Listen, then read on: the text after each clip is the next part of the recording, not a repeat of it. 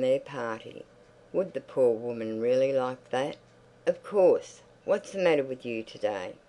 An hour or two ago you were insisting on us being sympathetic, and now... Oh well. Laura ran for the basket. It was filled. It was heaped by her mother. "Take it yourself, darling," said she. "Run down just as you are. No, wait. Take the arum lilies too. People of that class are so impressed by arum lilies." "The stems will ruin her lace frock," said practical Jose. So they would, just in time. "Only the basket, then." And Laura, her mother followed her out of the marquee. "Don't on any account." "What, mother?" "No, better not put such ideas into the child's head." "Nothing. Run along." It was just growing dusky as Laura shut their garden gates. A big dog ran by like a shadow. The road gleamed white, and down below in the hollow the little cottages were in deep shade. How quiet it seemed after the afternoon. Here she was going down the hill to somewhere where a man lay dead, and she couldn't realize it. Why couldn't she? She stopped a minute, and it seemed to her that kisses, voices, tinkling spoons, laughter, the smell of crushed grass were somehow inside her. She had no room for anything else. How strange! She looked up at the pale sky, and all she thought was, yes, it was the most successful party. Now the broad road was crossed. The lane began, smoky and dark. Women in shawls and men's tweed caps hurried by. Men hung over the palings. The children played in the doorways. A low hum came from the mean little cottages. In some of them there was a flicker of light, and a shadow crab-like moved across the window. Laura bent her head and hurried on. She wished now she had put on a coat. How her frock shone! And the big hat with the velvet streamer, if only it was another hat. Were the people looking at her? They must be. It was a mistake to have come. She knew all along it was a mistake. Should she go back even now? No, too late. This was the house. It must be. A dark knot of people stood outside. Beside the gate an old woman with a crutch sat in her chair, watching. She had her feet on a newspaper. The voices stopped as Laura drew near. The group parted. It was as though she was expected, as though they had known she was coming here. Laura was terribly nervous. Tossing the velvet ribbon over her shoulder, she said to a woman standing by, "Is this Mrs. Scott's house?" And the woman, smiling queerly, said, "It is, my lass." "Oh, to be away from this," she actually said. "Help me, God," as she walked up the tiny path and knocked. To be away from those staring eyes, or to be covered up in anything, one of those women's shawls even. "I'll just leave the basket and go," she decided. "I shan't even wait for it to be emptied." Then the door opened. A little woman in black showed her in the gloom.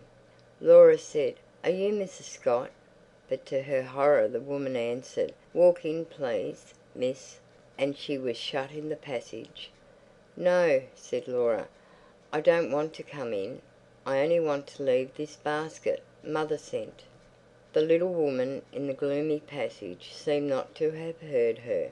"Step this way, please, miss," she said in an oily voice, and Laura followed her. She found herself in a wretched little low kitchen, lighted by a smoky lamp. There was a woman sitting before the fire. "Em," said the little creature who had let her in. "Em, it's a young lady." She turned to Laura. She said meaningly, "I'm 'er sister, miss. You'll excuse her, won't you?" "Oh, but of course," said Laura. "Please, please don't disturb her. I only want to leave." But at that moment the woman at the fire turned round.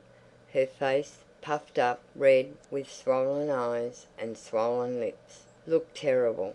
She seemed as though she couldn't understand why Laura was there. What did it mean? Why was this stranger standing in the kitchen with a basket? What was it all about? And the poor face puckered up again. "All right, my dear," said the other. "I'll thank the young lady." And again she began. "You'll excuse her, miss, I'm sure," and her face, swollen too, tried an oily smile. Laura only wanted to get out, to get away. She was back in the passage. The door opened. She walked straight through into the bedroom where the dead man was lying. "You'd like a look at him, wouldn't you?" said Em's sister, and she brushed past Laura over to the bed. "Don't be afraid, my lass."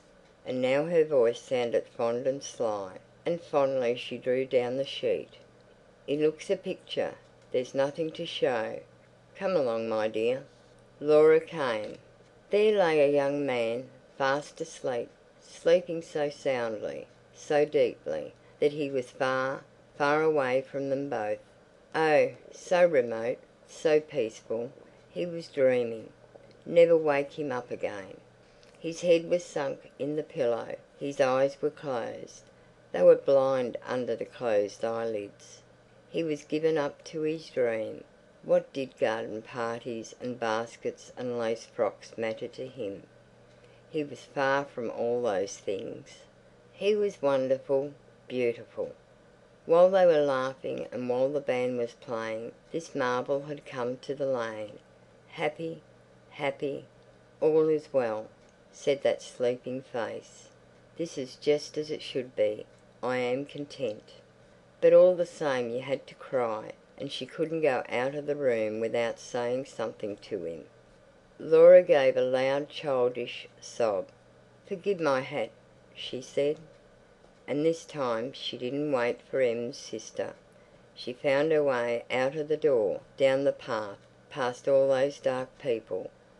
At the corner of the lane she met Laurie. He stepped out of the shadow. "Is that you, Laura?" "Yes." Mother was getting anxious. "Was it all right?" "Yes, quite." "Oh, Laurie." She took his arm. She pressed up against him. "I say, you're not crying, are you?" asked her brother. Laura shook her head. She was. Laurie put his arm round her shoulder. "Don't cry," he said in his warm, loving voice. "Was it awful?" "No," sobbed Laura. "It was simply marvellous." "But Laurie—" She stopped. She looked at her brother. "Isn't life—" she stammered. "Isn't life—" But what life was she couldn't explain. No matter. He quite understood. "Isn't it, darling?" said Laurie. End of story.